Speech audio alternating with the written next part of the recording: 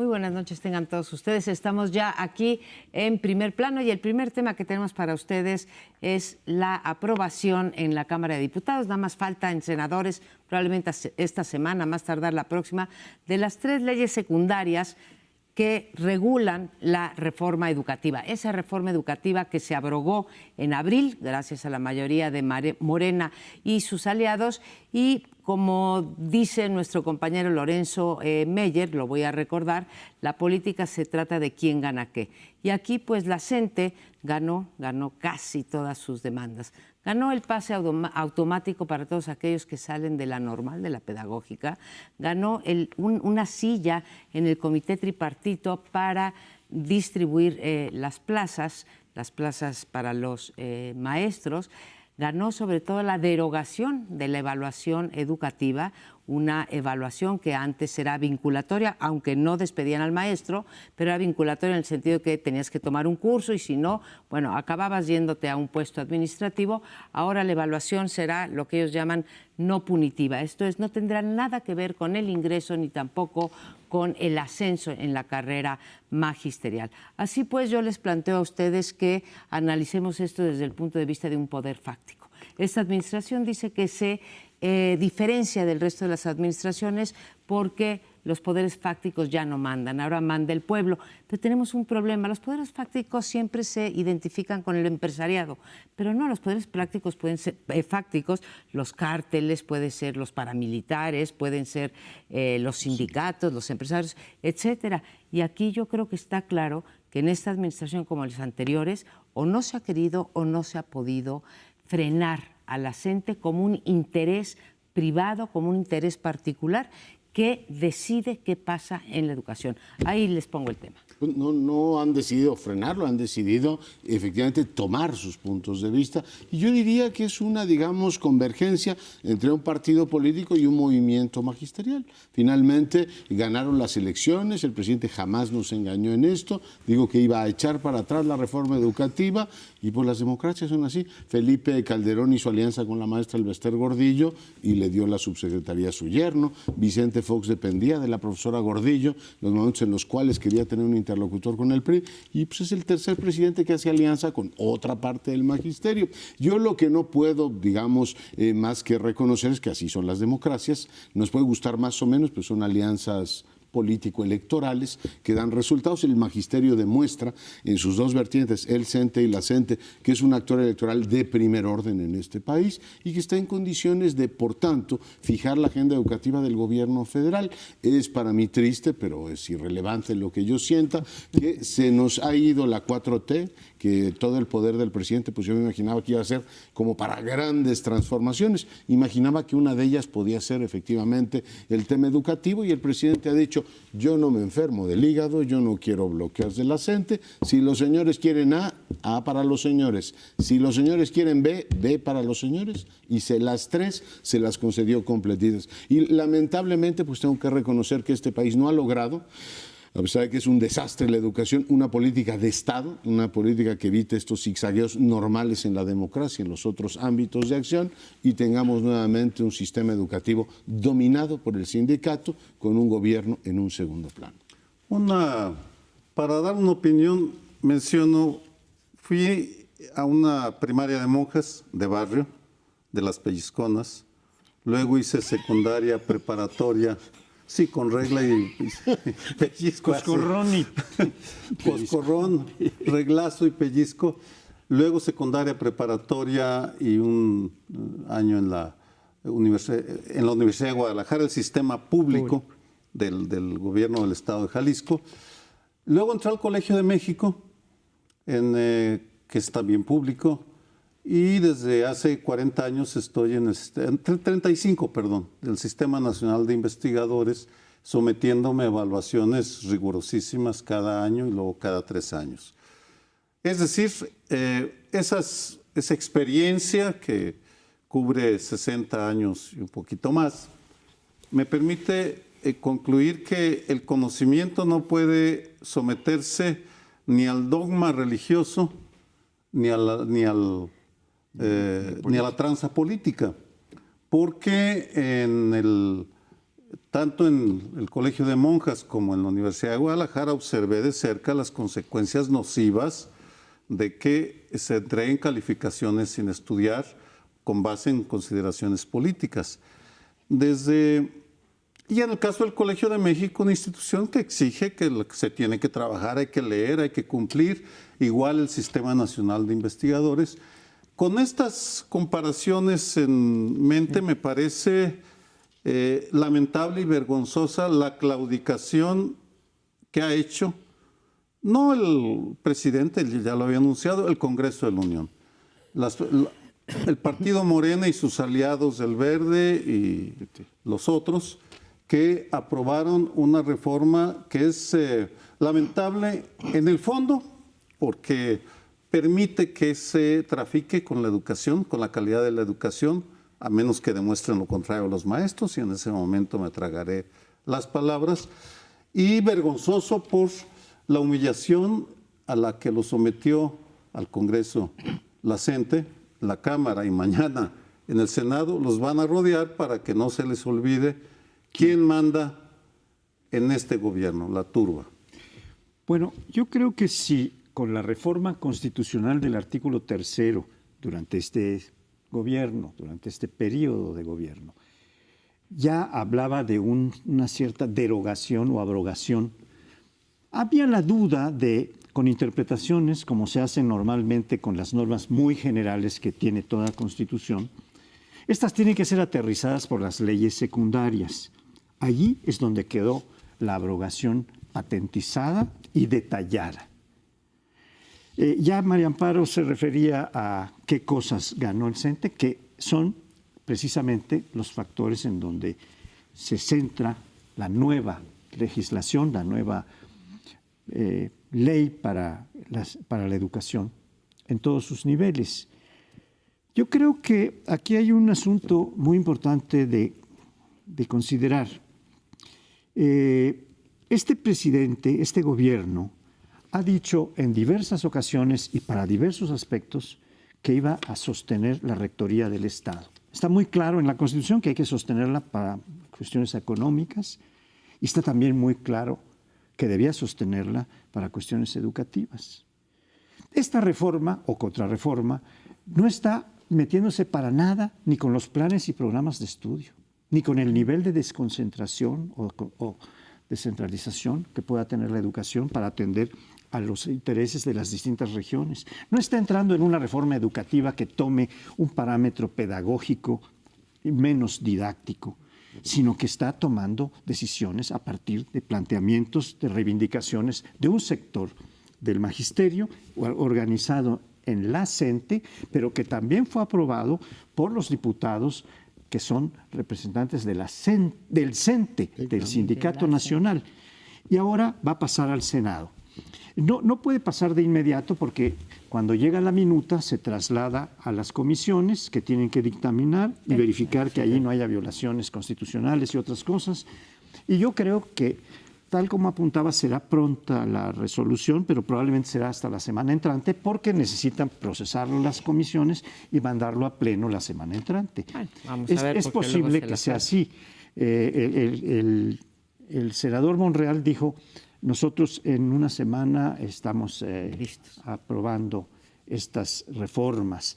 Y lo cual pues parece a muchos sectores y a algunos analistas, yo entre ellos me siento que pues sí está echando para atrás el sistema educativo en función de los intereses de los educandos, de la ciudadanía. El progreso del país. Tres cuestiones, ¿no? Uno, qué bueno que nos recuerda, Leonardo, que lo mismo pasó en sexenios anteriores.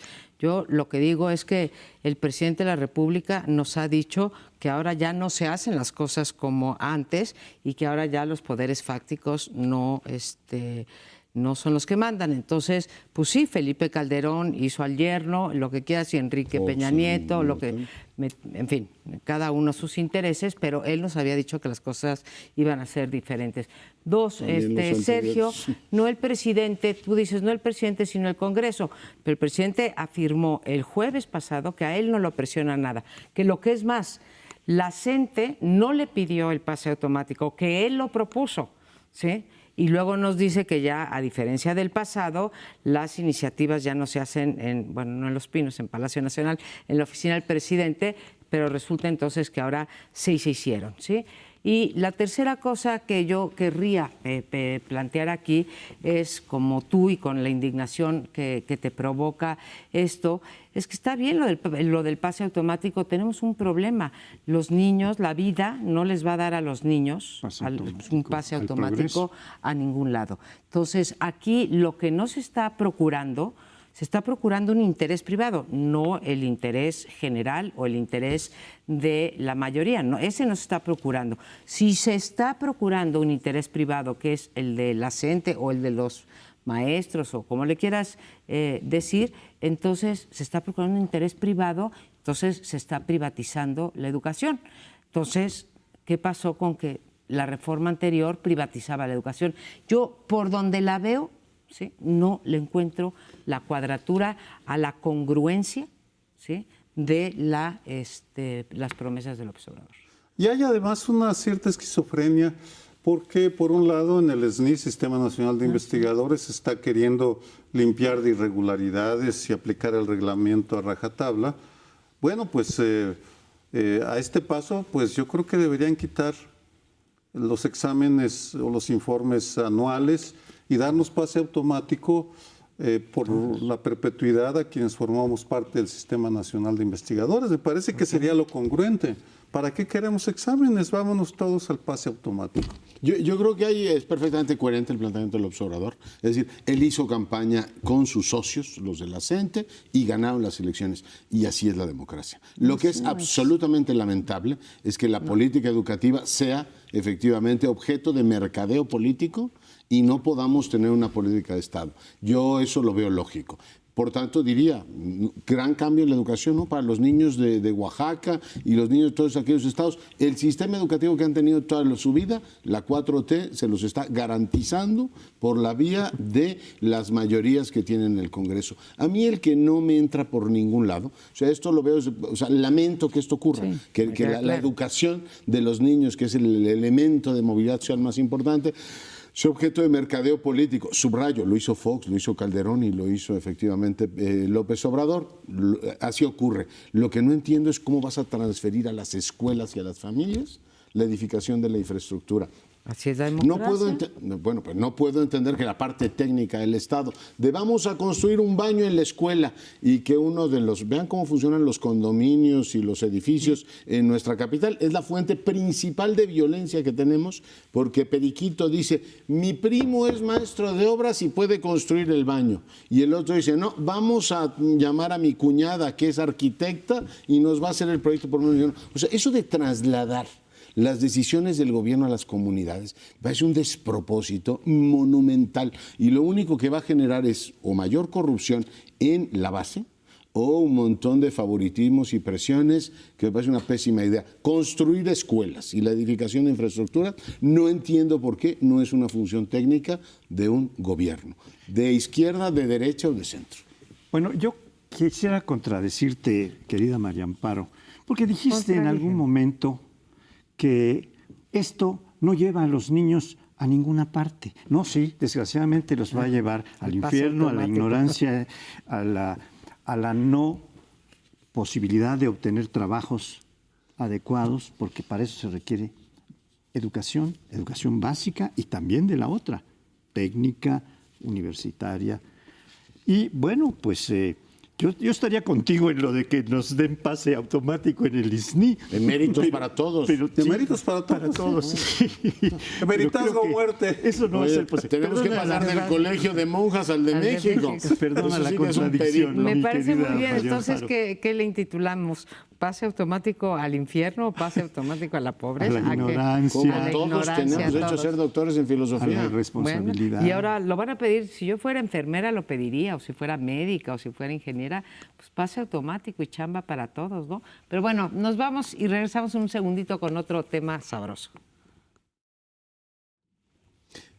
En estos días se lleva a cabo en Nueva York la Asamblea General de la ONU y paralelamente hay una serie de reuniones de altísimo nivel, cumbre de jefe de Estado, para tratar, por ejemplo, el tema del cambio climático. Antonio Guterres, el secretario general de esa organización, ha dicho que prefiere que los políticos vengan con soluciones y no con discursos. Esa fue, digamos, la entrada y muchos políticos dijeron, bueno, si vamos a discutir temas científicos y soluciones, mejor no vamos. Dejó de ir el presidente de los Estados Unidos, quien tiene severos problemas con el tema de la ciencia.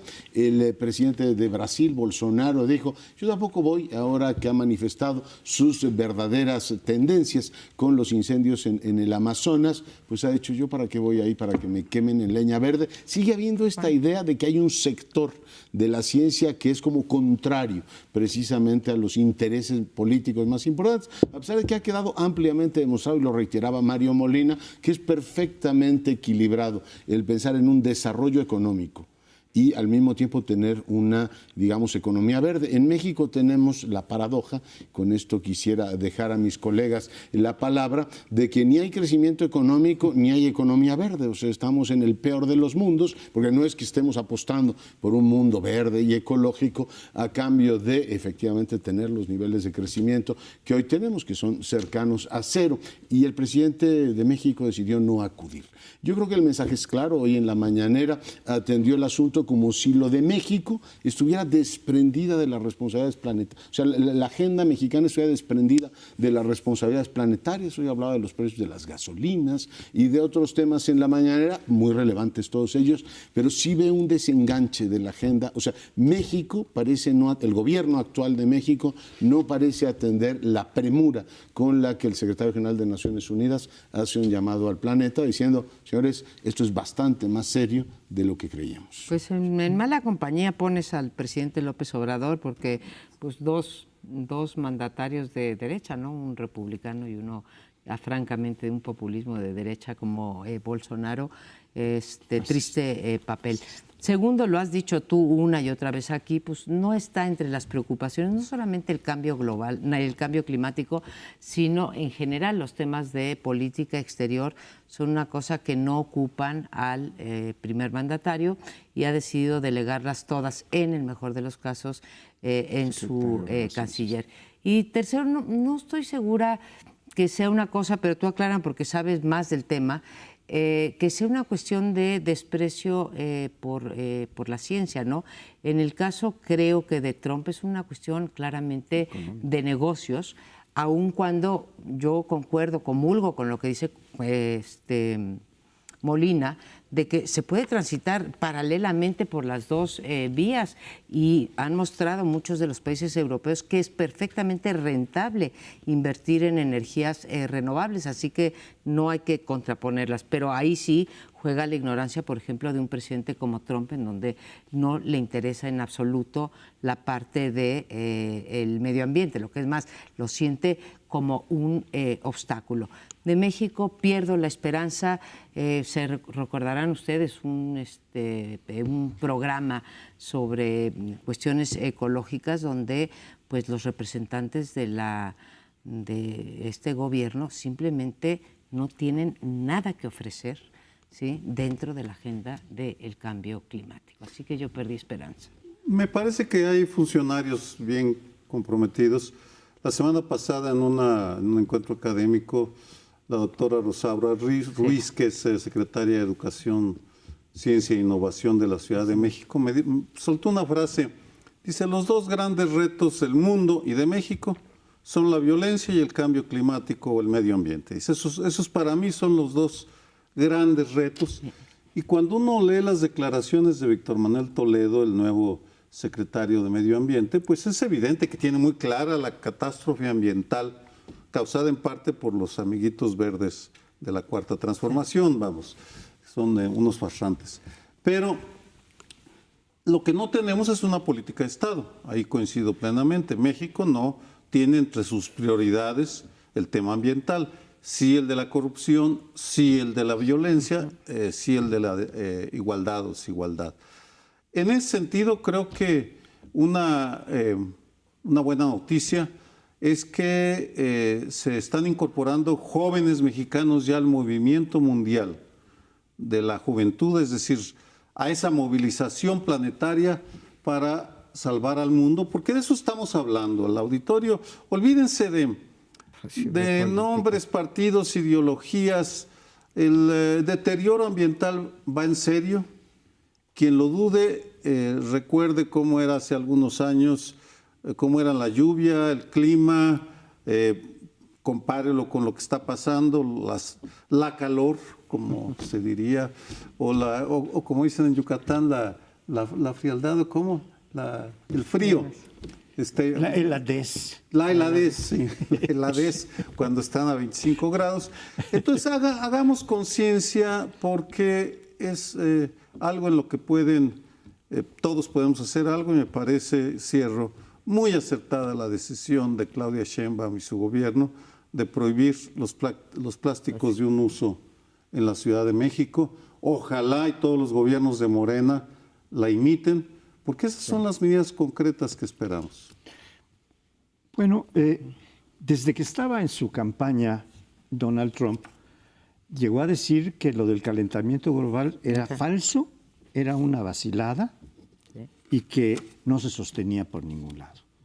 Y esto era claramente contradecir a Al Gore, que es uno de los apóstoles principales que está llamando la atención sobre el calentamiento global y sus consecuencias sobre todo el planeta. Es cierto que para México, en el nivel de problematización en el que está metido, por llamarle de alguna manera, que es un verdadero laberinto de problemas el que hay, el de la violencia, el de la corrupción, el de la, bueno, en fin, tantos, el de la educación, entre los factores, la división entre poder, separación de poder económico y poder político, todo esto que tengo la impresión que no le alcanza a ver el jefe de Estado la importancia, que es una importancia global. Y dice, bueno, que le afecte al globo, pero a México le afecta necesariamente, porque estamos en este globo, vamos en este barco. Y tener una economía sustentable, que es factible, ciertamente tiene un costo mayor tomar la beta de lo sustentable que no tomarla. ¿Qué es lo que le preocupa a Trump? Es que no se afecten los negocios, su crecimiento, la industria, que está contaminando, eso es lo de menos, ¿no? Ese es el problema en que estamos metidos, porque no es que no tenga importancia, ya lo están viendo estos funcionarios que son también de este gobierno, y lo ven con toda claridad, como ya decía Sergio, pero pues el presidente no se ocupa de esto. ¿Se puede o no se puede ocupar? Esa es una interrogante que vamos a tener que dejar. Bueno, pero una tecnoestructura compleja como el Estado debería decir, oiga, presidente, hágale caso a Rosaura. O sea, esos son los dos temas más importantes. Usted tiene que abrir un espacio en su agenda para que con el liderazgo que tiene, igual que dije que no lo usó para cambiar la educación, ojalá lo hiciera para ir a Nueva York y decir, oiga, México es una economía que va a hacer tal y cual esfuerzo. Claro, no veo demasiada lógica ir a Nueva York porque pues tendrías que decir que en los últimos tiempos le has hecho recortes casi paralizantes a la Secretaría que preside Toledo. Es decir, hoy estamos con bastante menos presupuesto que en los gobiernos neoliberales para temas ambientales. Y esa es la prioridad gubernamental. Cuando tú dices, en medio ambiente yo no gasto, claramente estás mandando un mensaje. Pero después te dicen, oiga, ¿y quiénes son los principales emisores en México? Somos el 10º emisor. Y podemos decir que tenemos muchas cosas que ocuparnos. Lo mismo dirá Bolsonaro, y el presidente de Francia dirá, pues yo también, entiéndame que tengo a los chalecos amarillos fuera y se me está yendo Gran Bretaña, pero el tema de la responsabilidad planetaria no la pueden eludir. 10º emisor, el principal emisor son vehículos automotores. La industria automotriz es uno de los factores más importantes de crecimiento económico en México, y este gobierno ha optado por meter pipas para la distribución de combustible. 2, CFE. Sigue siendo la segunda responsable. 3º, Petróleos Mexicanos. Y la 4ª, seguimos con una política de subsidiar gasolinas. Claro, yo entiendo, si yo fuera el presidente diría, pues no puedo ir a Nueva York a contar todo eso y además las delicias de Dos Bocas, porque me dirían, oiga, se supone que deberíamos ir a la inversa de todo eso, depender cada vez menos. Pero aún así, entiendo que esto no es política internacional, María Amparo, ni política exterior, es responsabilidad planetaria de un gobierno como México, que entre otras cosas firmó ya puesto en el cadalso a Donald Trump porque dice que el acuerdo de París no sirve para nada. Bueno, él no lo cumple y por lo menos tiene la claridad de decir que le importa un pepino. Aquí por la vía de los hechos estamos diciendo, bueno, pues ya lo cumpliremos algún día. Pues mira, las responsabilidades, como bien las llamas tú, se asumen o no se asumen, sobre todo en un país en donde pues firmas tratados internacionales a discreción. Somos uno de los países que más tratados ha firmado en todas las materias y un país con el menor grado de cumplimiento de esos tratamientos. Yo también lamento, como tú leí el otro día en Consulta Mitofsky, que el presidente Andrés Manuel López Obrador es el tercer mejor evaluado del mundo y podría en efecto utilizar, por eso lo recuerdo, y podría utilizar ese liderazgo que lo tiene, bueno, pues a nivel mundial para poder empujar esta agenda y sacudirse esta idea de que la mejor política exterior es la política interior, porque por ese lado no vamos a poner el grano de arena que tenemos que poner nosotros, y demostrar lo contrario es posible. También estamos revirtiendo al uso de carbono, Pero nada más Leonardo, un pequeño matiz, esto no es externo, el cambio climático nos pega a nosotros. Sí, esto no es algo que esté pasando fuera. No, pero es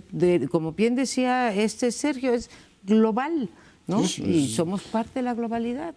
Y creo que, vamos, los medios de comunicación También tienen que incorporar la agenda climática con mayor energía, con mayor vigor.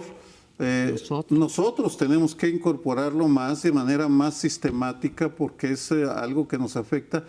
El país de España, por ejemplo, que se ha convertido en un insumo indispensable en México, porque imprimen una edición para México, y publicaron un reportaje de una periodista que decidió durante una semana, su familia iba a vivir sin plástico.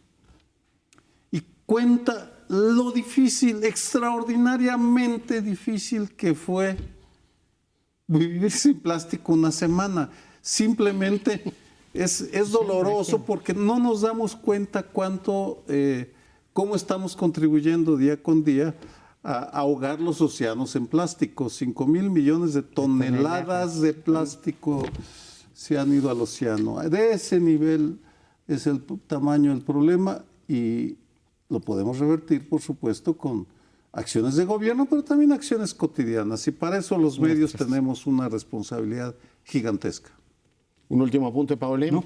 Cambiar nuestro estilo de vida. Hay un montón de estudios. Ahí está el estudio, por ejemplo, ahora que acaba de publicar Sarucán. Un montón de decisiones que tienen que ver con las botellitas de agua, con las bolsas de supermercado. Pero sí, esperamos, por supuesto, que la política pública sea la que favorezca todo eso. Finalmente, pues este es el único planeta que tenemos de momento, hasta que no inventemos otro. Pausa. Regresamos. En las redes sociales es muy común que se estereotipe a los analistas y se diga este es chairo, este es fifí, y de ahí no lo sacan a uno, cuando pues la realidad es más compleja. A veces la información lo lleva a uno a reconocer o a condenar o a criticar o a matizar, y en ese sentido, dado que hemos sido críticos en los dos bloques anteriores por políticas impulsadas por el presidente López Obrador, a mí me da mucho gusto poder introducir un elogio que nace en el exterior, en la institución más prestigiada o más conocida o más famosa, Transparencia Internacional, que difunde un estudio sobre percepciones de corrupción. Eso es lo que ellos hacen percepciones de corrupción. Y resulta que entre 2017 y 2019 ha mejorado 30 y tantos puntos la percepción positiva, es decir, pasó de los 20 a los 60 en la aprobación de lo que está haciendo el presidente López Obrador en el tema de la corrupción. Y en ese sentido, y espero no parezca irrespetuoso lo que voy a decir, los términos que voy a usar, pero me parece fascinante la combinación de tres personalidades que categorizo como el taimado, el sabueso y el cancerbero. El taimado es el presidente. Yo no quiero perseguir a nadie, paz y amor, perdona a todos.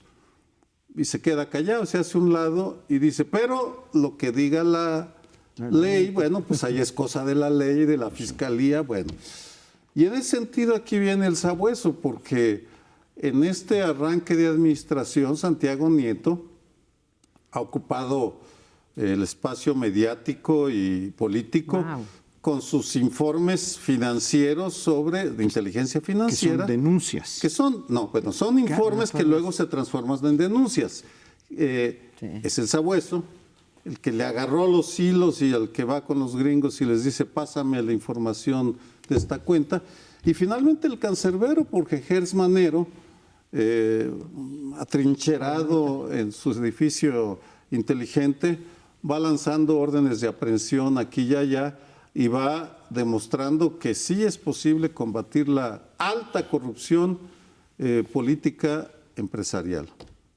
En todo caso, mandar ese mensaje, ¿no? Yo creo que sí está absolutamente claro y el cambio de ánimo que se detecta en las encuestas es algo que le hemos reconocido siempre al presidente. Si el liderazgo político significa algo, es poderle cambiar el estado de ánimo a la gente. Y la gente está todavía, sabe que la economía, por ejemplo, no va bien, sigue creyendo que le va a ir mejor y eso es una enorme virtud. Esta idea de que finalmente él es un hombre honrado y que combate a la corrupción con medios ortodoxos y algunos un poco heterodoxos, es algo que la gente sigue creyendo y yo creo que eso es tremendamente positivo.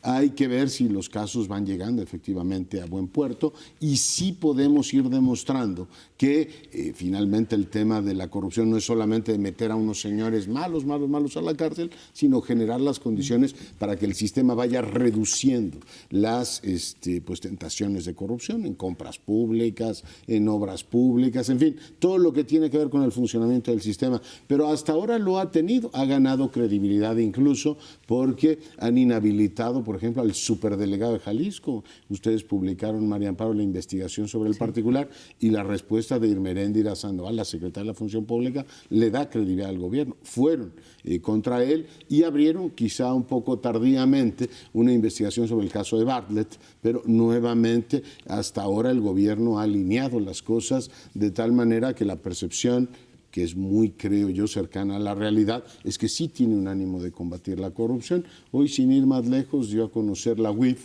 pues esta información sobre el Consejo de Promoción Turística, ¿no? Estarías con desvíos extraordinarios. Como digo, una cosa es anunciarlo y otra cosa es que la Procuraduría o la Fiscalía de Gertz Manero termine bien los expedientes, no solo lo que están políticamente orientados. Meto de refilo nada más un asunto. Ojalá se revisen bien el de Ayotzinapa, porque estamos cumpliendo 5 años de ese caso y pues es acreditable que por errores de esta Fiscalía algunos de los delincuentes han salido. Por tanto, cierro ese tema y regreso al de corrupción. Creo que al gobierno sí se le debe reconocer, y ahí están las cifras, que tiene un ánimo de adecentar la vida pública en esa materia.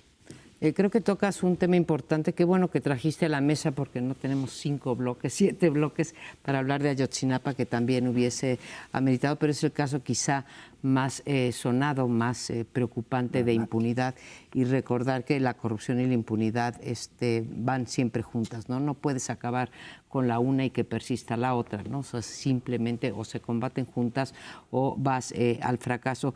Yo, la verdad, celebro, creo que desde su campaña el tema de la corrupción fue un tema central, al cual le ayuda, más incluso que las políticas públicas impulsadas, le ayuda la imagen que ha logrado vender y que creo que se acerca o que corresponde, no solo se acerca, que corresponde a la realidad. Un hombre fundamentalmente honesto, ¿sí? Al que no se le ha podido señalar, se le señaló en su momento que si no pagaba impuestos y que de qué vivía, etcétera. Es un hombre que ha mantenido en alto su bien ganada reputación como una persona que no incurre en actos de corrupción. Recordar que esta encuesta es de febrero a febrero, del 2017 al 2019, donde llevaba apenas un par de meses López Obrador gobernando, y vamos a tener que esperar al año que entra para ver si esto es producto, digamos, del discurso o es producto de las acciones. Todas estas que hemos mencionado, las cuales celebro,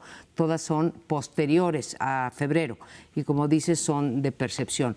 Yo espero que persista, que veamos consistencia en cosas como las que llamas tú, y que no se nos olvide que la corrupción no vas a acabar con ella si la seguimos concibiendo como un acto de corrupción. Déjenme poner el caso Rosario Robles, la estafa maestra, ¿sí?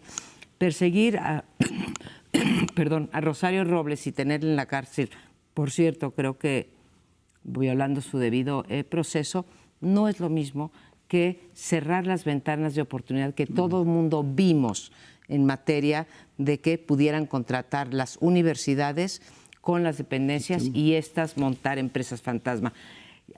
Me gustaría ver en este año que va a comenzar ya López Obrador, cerrar estas ventanas de oportunidad más que perseguir políticos, pero enhorabuena también, Sergio. Bueno, yo quisiera volver a la interpretación que utilizaba para el bloque anterior, para el tema anterior. Tengo la impresión de que este gobierno está saturado, abarrotado de problemas de distinto tipo. Y esa es como la cucarachita que tenía 5 centavos, la historia que me contaron cuando yo era niño. Que tenía 5 centavos y no sabían qué gastárselos. Tiene efectivamente una gran legitimidad, tuvo 30 millones de votos, la gente cree en él, sabe que es un hombre honrado, etc.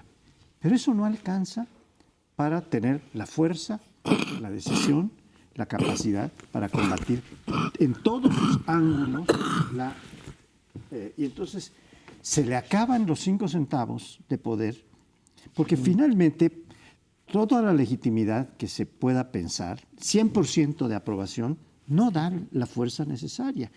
Y por otra parte, como ya se decía en un momento anterior, en un bloque anterior, es muy difícil que se ponga esta legitimidad, esta autoridad moral que sí tiene el presidente para atacar a diversos asuntos, que algunos son sus aliados, ¿no? Yo quiero recordar nada más brevemente que cuando empezó a surgir durante la campaña presidencial pasada del año pasado el asunto de la estafa maestra, el candidato presidencial López Obrador dijo: ya está bueno de que estén agarrando como chivo expiatorio a Rosario. Entró a defender.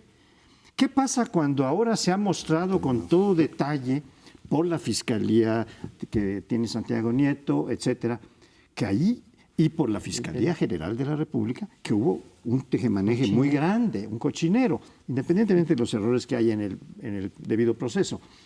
Pues que el presidente ya no puede decir que es un chivo expiatorio, porque se lo estaría diciendo a su fiscal, en fin.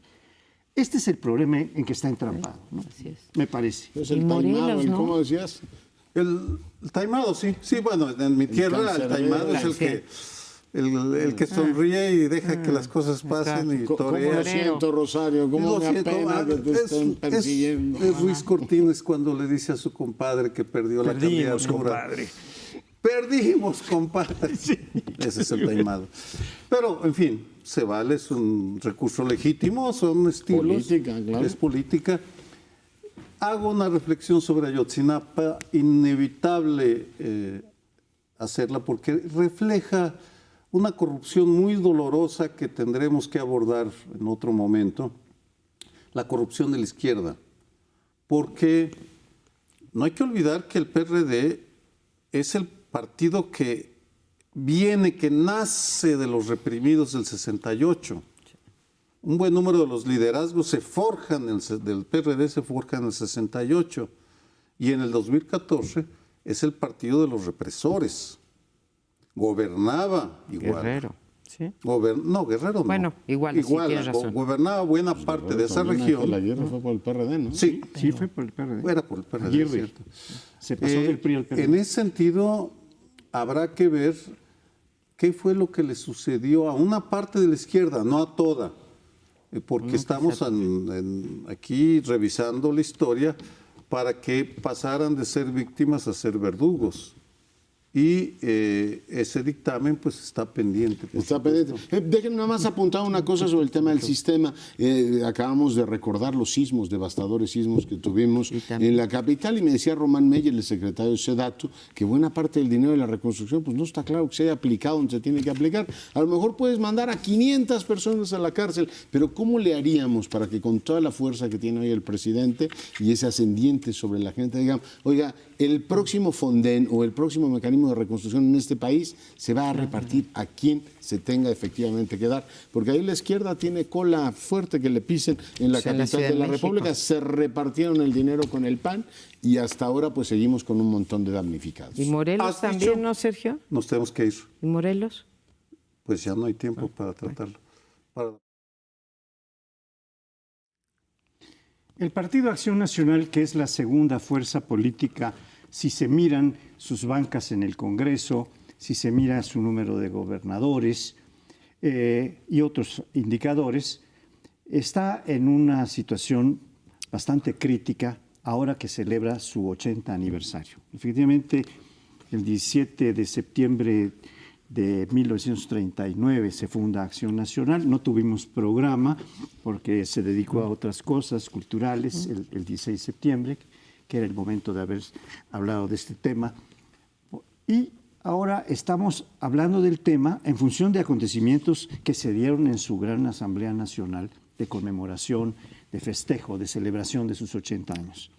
La más destacada, la más amarillista, la más estridente, es la de Vicente Fox, que en los dos gobiernos anteriores había apoyado desde las elecciones al candidato del PRI, apoyó abiertamente, después de haber recibido a Josefina Vázquez Mota, mes y medio diciendo que le iba a apoyar en su rancho de San Cristóbal. Sí, fue a apoyar mes y medio después y diciendo que Peña Nieto era un joven que había que apoyar, que era un gobernante que sí sabría hacerlo. Bueno, y después Fox apoyó abiertamente a Meade.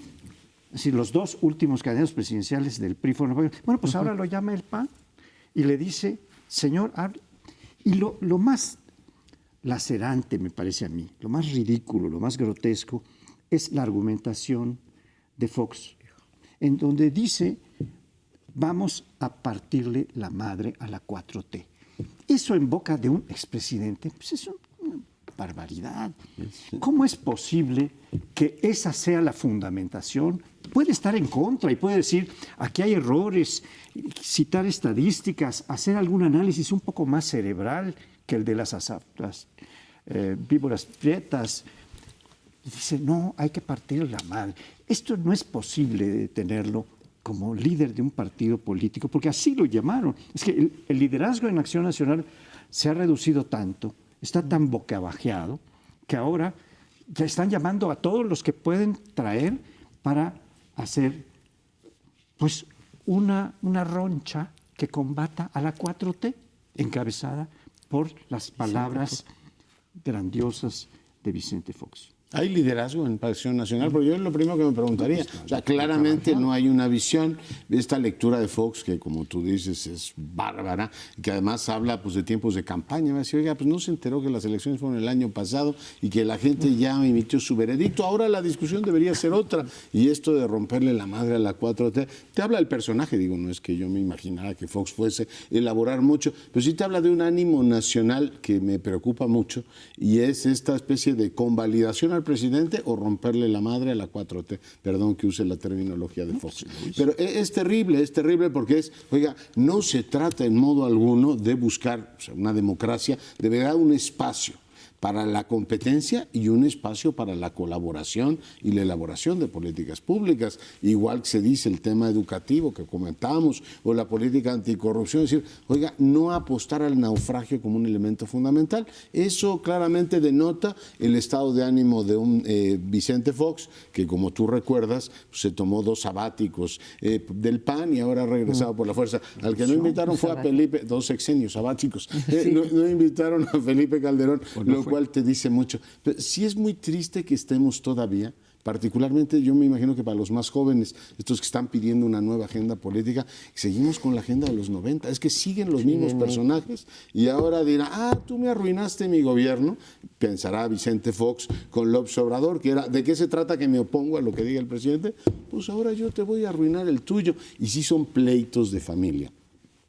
Cuando digo familia, estoy pensando en las élites que han gobernado este país, y es que son los mismos desde hace 20 y tantos años. Tú recordabas a Pablo Gómez, Ricardo Monreal, Porfirio Muñoz Ledo, López Obrador, Vicente Fox. Entonces, no hay nuevos liderazgos. O sea, en el Partido de Acción Nacional tuvieron que sacar del desván de los recuerdos a Vicente Fox para tener notoriedad en sus 80 años. Y cuando los hubo, y los hay, porque Enrique Peña Nieto fue un nuevo liderazgo, o Alejandro cara nueva del Ramírez, Alejandro Moreno, otro nuevo, sí, y pues mejor que no hubieran aparecido los nuevos liderazgos, porque también dan pena.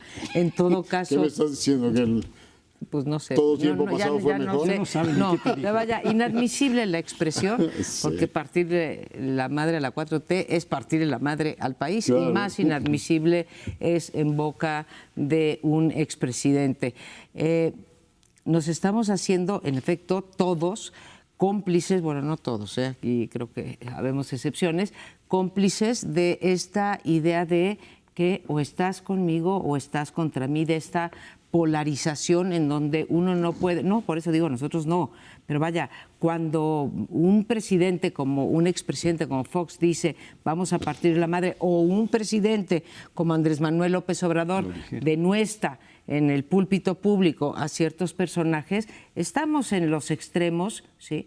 Cuando lo que deberíamos estar ahorita que se acabaron las elecciones es tratar de construir acuerdos. Ahora, no veo ni del lado de la oposición, no veo liderazgos, y lo que veo es ganas de provocar, ¿sí? Porque no veo que se estén articulando con base a un nuevo programa. Y del otro lado también veo las ganas de polarizar y decir, como tú decías hace ratito, no doy una porque yo soy la mayoría. Entonces, hoy yo mando. Entonces, estamos en una... ¿Cuántas formas habrá de hacer el ridículo en la vida? Bueno. Vamos, me lo pregunto porque... Infinito. ¿Tú crees que infinito? Casi. Vamos, me parece que el PAN y Fox llegaron a un nivel que yo no recuerdo de uno de los grandes partidos, sí, de los partidos pequeños, eso y más. Vamos, pero en el caso de los partidos grandes, y menos del PAN, del partido de los abogados y los boticarios, como se decía antes, de la gente decente. Y viene este personaje a decir lo que dijo, ya lo dijeron muy bien, paso a las reacciones, porque él dice, le vamos a partir la madre a la 4T y para eso estoy convocando, y se monta en la silla, se pone las botas otra vez. Los tenis. Pues se quitan los tenis, se pone las botas y se dice, vamos a matar víboras prietas. Y ya hablé con los del PRI, ya hablé con los chuchos y con el PRD, con Movimiento Ciudadano. El Movimiento Ciudadano dijo, no conmigo. No, esa es la reacción, que inmediatamente empiezan a decirle que no, que ellos que no tienen nada que ver con él, dejándolo solo con quien lo invitó, Marco Cortés, Anaya, supongo. No, Anaya no fue. No, ni fue. Bueno, pero independientemente de eso, vamos. Ni Diego tampoco fue. Por allá andaban sus sombras. Lo único que nos falta para completar, vamos, el único que compite en hacer el ridículo es Enrique Peña Nieto con su peluca. Ahora solo falta que aparezcan Fox y Peña Nieto con sus pelucas, a lo mejor Fox con su bandana diadema de hippie, con su diadema de hippie, porque con cuánta facilidad caen en la resbaladera de la autodestrucción, en la ignominia de quien ha dejado de respetarse a sí mismo para convertirse en un payasito de la fiesta. Y eso es Fox y Enrique Peña Nieto en Nueva York con su novia, faceta, con su peluca y su cachucha. Lamentable. Bueno, se planteaba Leonardo Curcio, creo que muy atinadamente, que habrá liderazgo en el PAN. Y yo creo que no hay. Si pensamos en los que han sido líderes importantes, Crislip, ¿cómo se llamaba el chihuahuense que murió hace poco? Don Álvarez, Luis H. Álvarez. Luis H. Álvarez. Si pensamos incluso en Castillo Peraza, pues de esto no hay. No hay una sola persona con liderazgo, con autoridad moral, con capacidad lograda en la batalla que el PAN había dado. Don Luis H. Álvarez yéndose de huelga de hambre en Chihuahua durante 40 días, luchando por la democracia, haciendo una marcha hacia el Distrito Federal. Bueno, en fin, de esto no hay. No hay nada y no parece que va a surgir nada. Debo decir que Anaya no estuvo presente y yo creo que tiene diferencias porque sí fue llamado para asistir. Él no ha renunciado al PAN como sí renunció Fox, o Fox no se volvió a inscribir en el PAN, eso fue lo que ocurrió. Pero Anaya no, Anaya sigue estando ahí, pero no fue al lugar. Pero se preguntaba, Sergio, ¿cuál es la capacidad de hacer el ridículo? Pues infinita. Pero tienes siempre un momento para ser un héroe. A Peña Nieto le estaban tumbando su reforma educativa y él estaba con la peluca, o sea, de ese tamaño. Y el PAN tiene todo pintado para convertirse en el polo opositor, ahora que tienes un presidente tan poderoso y dice, oiga, realmente lo más sesudo que se le ocurrió fue traer a Vicente Fox a decir esa barbaridad. Yo creo que de ese tamaño soy. Bien, pues tenemos que irnos porque este programa ha terminado en tiempo. Veámonos la próxima semana aquí en Primer Plano. ¿No le va a hacer como de negro? No le voy a hacer como de negro.